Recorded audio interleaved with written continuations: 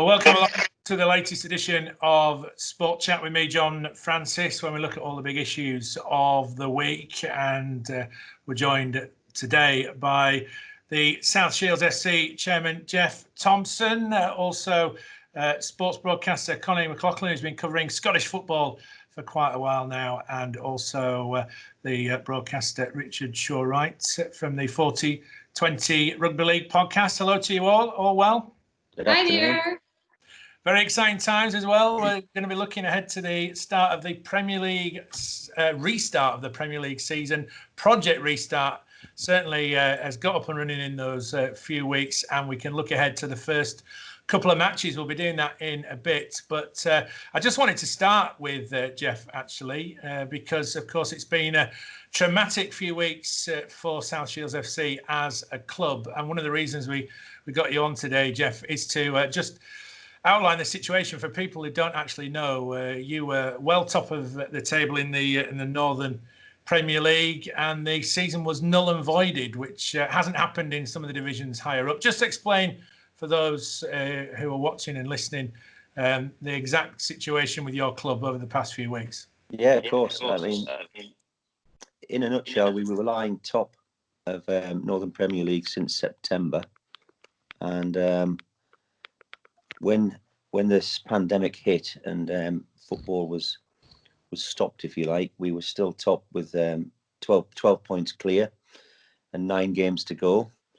And not to go over the whole chronology, but in late March, there was a series of discussions that led to a recommendation to null and void everything from steps 3 to 7. We did try and challenge that. Not just ourselves. I mean, we led the dialogue with the FA, and ultimately we led the arbitration hearing that followed. But we were representing literally a good few hundred clubs of the 1,600 clubs that are represented at steps 3 to 7. But unfortunately, despite our best efforts, it went to arbitration. We applied this thing called Rule K arbitration. It's in the FA rule book. But unfortunately, we had 3 grounds on which we were challenging the decision. And unfortunately, we lost on those grounds, on each of those grounds. So very disappointing. Yeah, but it was. Are you feeling then it's a bit of one rule for one and one rule for the others? The fact that your league was cancelled and then some of the leagues higher up haven't been, have they? Yeah, it's very difficult to accept the decision.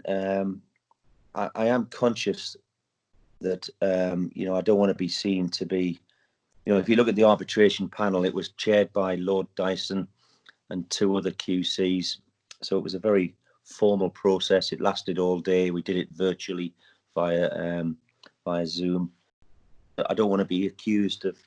I've been warned that if I say too much, I could be bringing the game into disrepute and get myself into all sorts of hot water with the FA. But without being sort of too mealy-mouthed, quite clearly I'm extremely disappointed, not just for South Shields Football Club, but for all clubs affected by the decision. But I have to respect it, unfortunately. Yeah, and where's that left you financially then? Because I would imagine you'd be preparing for next season, wouldn't you? If you were that far clear at the top. Well, yeah, there's a lot of challenges, actually. I mean, the first thing to say is that, you invoke this arbitration process in good faith, believing that you've got a legitimate challenge. And bear in mind that we only invoke that following various letters that we sent to the FA to seek some consultation and dialogue. But my point is that, having pressed that trigger, it's not an inexpensive process. So it's cost the club, well, frankly, £100,000, or me personally, £100,000. So it's not an easy thing to do. And then worse still, we're in dialogue with the FA currently, because we may well have to pick up their costs as well. So it's been an extremely painful process. And if I may say so, it sort of demonstrates how difficult it is for clubs at our level, or for anybody for that matter, to kind of appeal or invoke this process, because it's such an expensive thing to do. And of course, given the outcome, we spent money needlessly. I still think morally we did the right thing. Legally we've lost. Morally, I think we were right to challenge it. Yeah, absolutely. Richard, just Goes to show, doesn't it? I mean, a team like South Shields FC, there they are, top of the table. A lot of teams are going to be hit financially here, aren't they? Lower down the football pyramid as we go.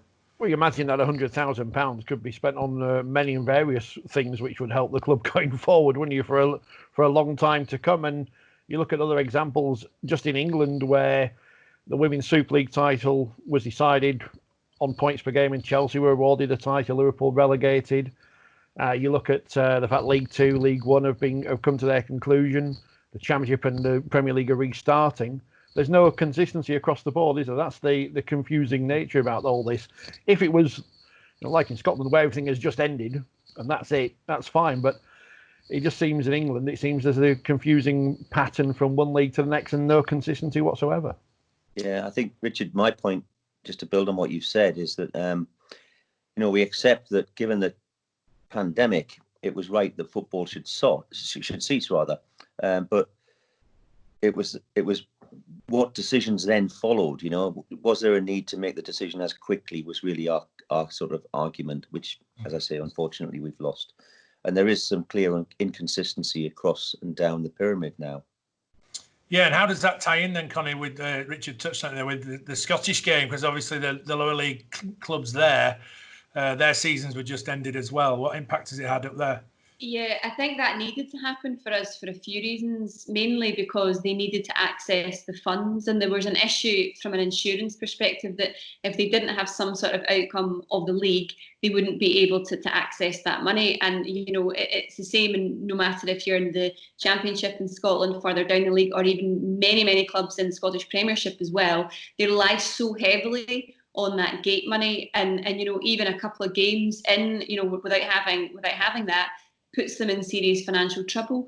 And certainly, it's easy, I think, to look at it and say that in Scotland we did the right thing because it's clear cut.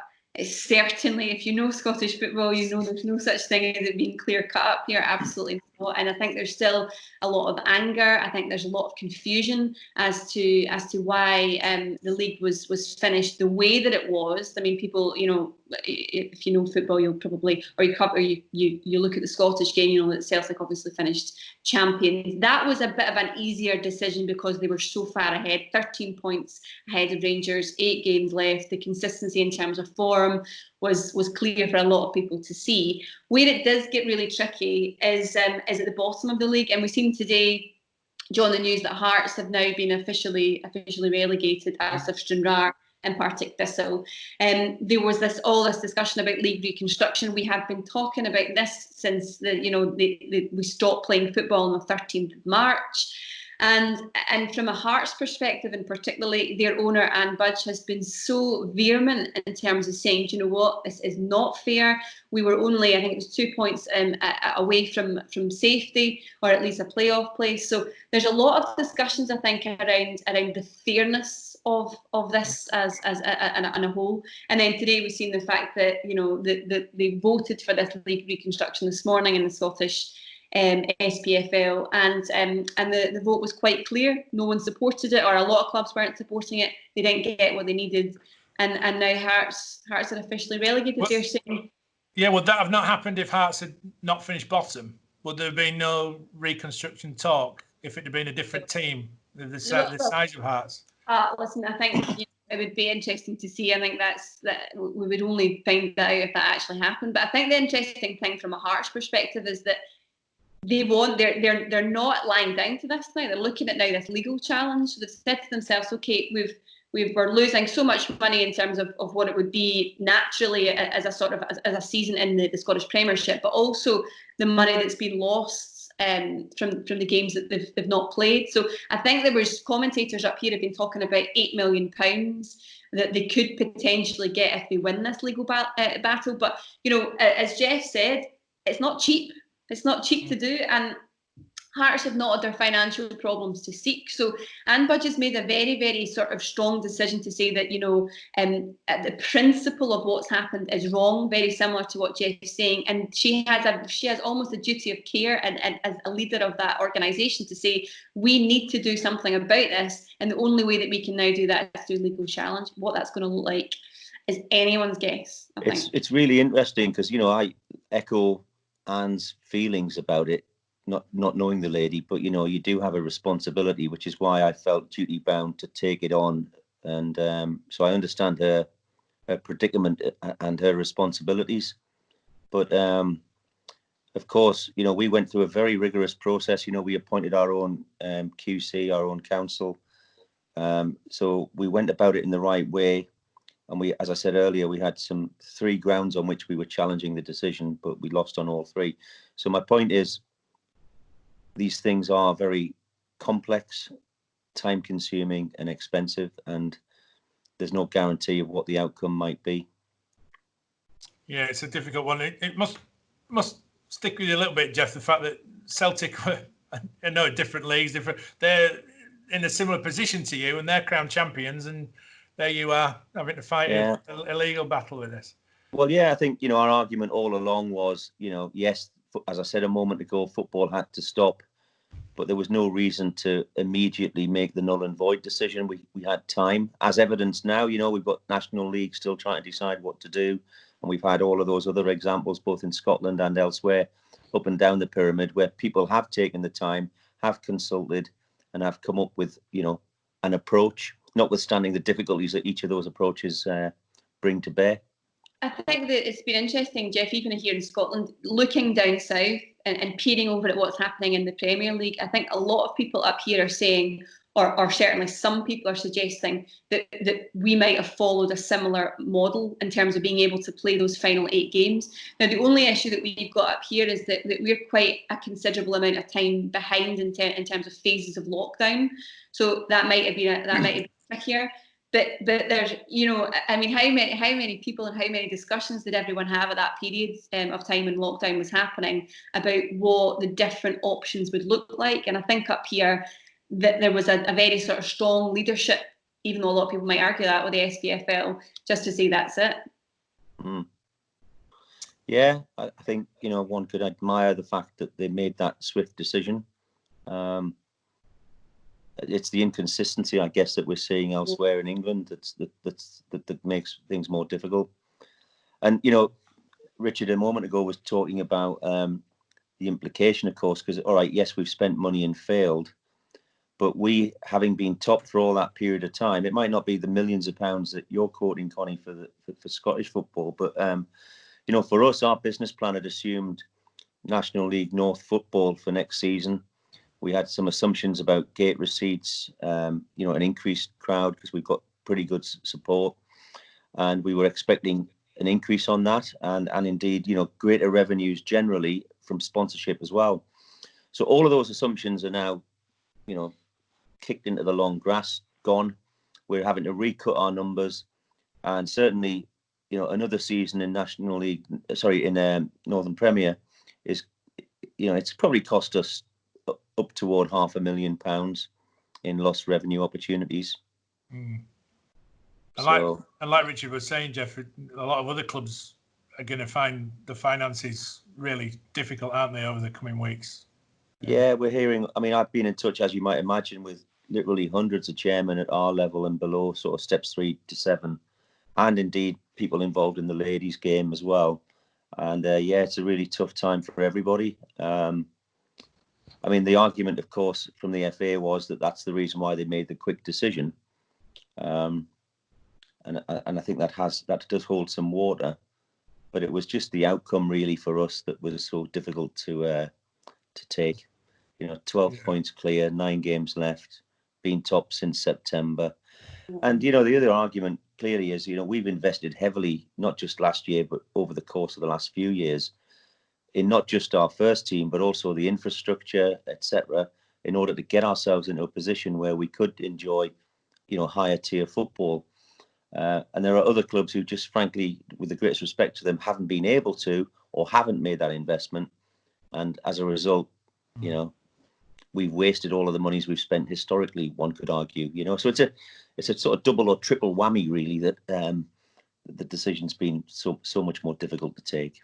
Yeah, absolutely. Well, we hope it's all right for you, Geoff, going into next season. I feel a bit bad now talking about the Premier League and the riches of it after you told us about that. But it's something we're going to have to do, of course, because on the field, the Premier League is restarting unbelievably. You thought a few weeks ago it looked a long shot, didn't it, to get this off the ground? But obviously they've worked hard on Project Restart to get everything in place. 2 games on Wednesday. We're going to have a look ahead to them. Richard, Aston Villa and Sheffield United, the first game up. 2 sides who were, down there in the Championship last season, and differing seasons for the two. Maybe some people thought Villa would be the ones to kick on, but it's been the opposite with Sheffield United, hasn't it?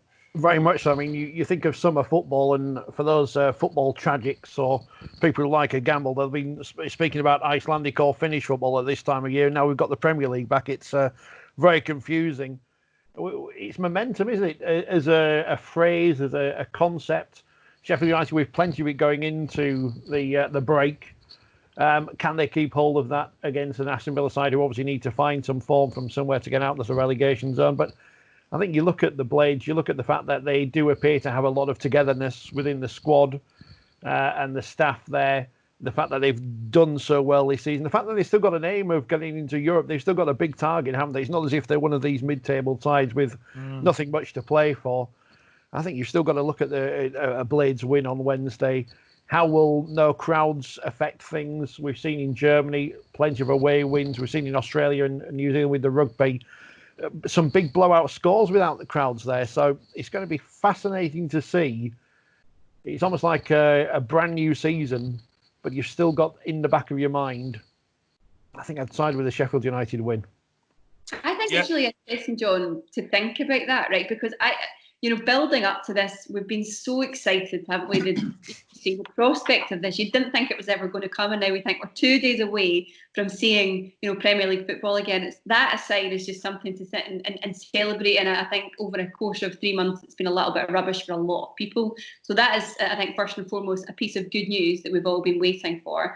But I've heard a lot of people talking about form going into these games, and I wonder, 3 months down the line, does form actually make a difference? Are we even looking at sort of a similar team? And I'm always really interested in the psychology, especially something so different as this. We've never seen anything like this before. And particularly, for Sheffield United, a team who have been, honestly, riding so high, and they're almost like the romantic story of the Premier League, aren't they? They're the team that everyone loves to sort of, well, certainly I love to have a look and see how they've done at the weekend.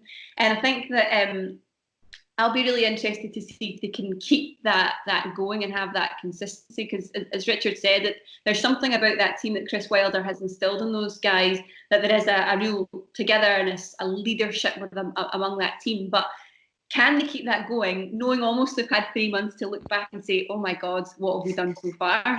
Yeah. You'll be pleased, Geoff, won't you, to see someone like Chris Wilder doing well in the top flight when you think he's cut his teeth in the lower leagues, and it just proves that this can happen, can't it? For managers? Yeah, absolutely. And it is going to be fascinating to see the outcome. I think I'm probably with Richard that one would assume Sheffield United will deliver, but yeah, the imponderables are that gap. Does that mean that all clubs have lost form or momentum, and it's a fresh start for everybody? And of course, empty stadiums. What does that do? It's going to be a really fascinating time over the next few weeks. Yeah, we'll wait and see on that one. The other game is Manchester City and Arsenal. I suppose the same could be said for these sides as well, couldn't it? Manchester City know they're not going to catch Liverpool, and Arsenal playing them in their own the Etihad would be a daunting prospect, wouldn't it, Richard? But the fact that there's no crowd there gives them more of a chance, doesn't it, Arsenal? Well, so some very unkind people would criticise the crowds at Man City and say there might not be much difference there. But I wouldn't want to say anything like that. This is the kind of game where I can't get excited about this one, because Arsenal have been here, there, and everywhere this season. Man City are obviously so far behind Liverpool that they may win on Wednesday and drag out the title race for another week, but we all know what's going to happen. So I think I've got far more interest in the Sheffield United Villa game. There's just nothing riding on this whatsoever, is there? It's just two big teams coming up against each other, lots of big name players, but It's almost a pre-season friendly kind of thing about this, and especially with the lack of atmosphere. Yeah, maybe Connie expect this would be a game that'd be played in China, wouldn't it, or somewhere Australia? You think that maybe if you're on holiday, maybe in America, and you'd maybe stumble across this at some sort of large baseball ground because you're thinking it was like a sort of glamour type for people to go and have some beers while they're watching it. But no, for me, listen, thinking about the beginning of lockdown when we heard the news about Mikel Arteta, contracting COVID, that seems like a long time ago. Yeah. So, we've come a long way, I think, from that point and thinking, right, looking at Arsenal, their away form certainly before lockdown. Again, we're talking about form, but it certainly was better than their home form. And I think if I'm Mikel Arteta, this is an opportunity to really sort of start to build again, because he wants to have some decent wins during this period, these 10 games, and then get into a pre-season so we can really start to mould this team and shape this team. Because I think that, again, and I know we can't really be talking about teams under pressure at this point and the project restart, but I think that Mikel Arteta really has to start to consider that come the beginning of next season, they've got to hit the ground running. I think that, for me, plus the fact that obviously we had Aguero talking about we were scared to play football again. How will he react in terms of, going out to play on Wednesday night? Will it just all be forgotten about? That's, for me, the only sort of real area of interest that I can really get from Man City Arsenal. When do we ever see that? Yeah, exactly. And, if there's a lack of atmosphere for Man City and Arsenal, Geoff, I've got to ask you about the North East football at the minute. Newcastle, exciting times potentially with a possible takeover there. But their fans play such a big part, don't they, in what Newcastle are trying to do? But maybe a relief that they're perhaps not looking over their shoulders too much, and the job Steve Bruce has done has maybe surprised a few people. Yeah, absolutely. I mean, obviously, I've got many friends who are fanatical Newcastle fans. And everybody, to a man and woman, wants to see the end of the Mike Ashley era, with the greatest respect to Mr. Ashley. And let's hope that this, for their sake, the sort of fit and proper persons test, the results of that will be concluded soon, and the deal will be done. And certainly it would give not just Newcastle, but I think the whole North East a real lift. That kind of ownership and the wealth that they have should have a massive effect on, what the future holds for Newcastle. So yes, it's going to be fascinating. I mean, I can't imagine what, if you look at the opposite, of course, if it's blocked for reasons of fit. Which it could be.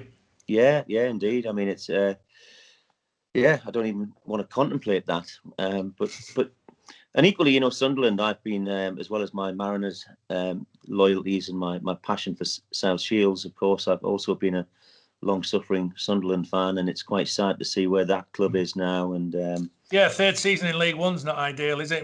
Given what happened, they wanted to play on, didn't they, Sunderland? But they were outvoted and have missed out on the playoffs, haven't they? Yeah, you've got to have sympathy for them, whatever your allegiance is. Them and other clubs. I mean, there's been talk about what the cost of this testing was, and there's arguments that it's been overstated. So perhaps clubs at Sunderland's level could have afforded to conduct the required testing. Could have conducted the required testing. So, there's arguments in every quarter. But I mean, yes, at the end of the day, Sunderland have missed out. I think also worryingly, the current ownership structure, they look like they've completely lost the faith of the fans.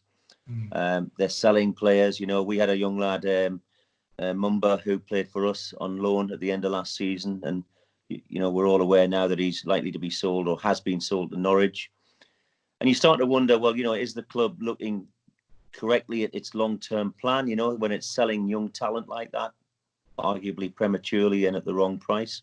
So there's a whole host of worrying signs there for Sunderland, and I think the only outcome that really would make sense is a change of ownership.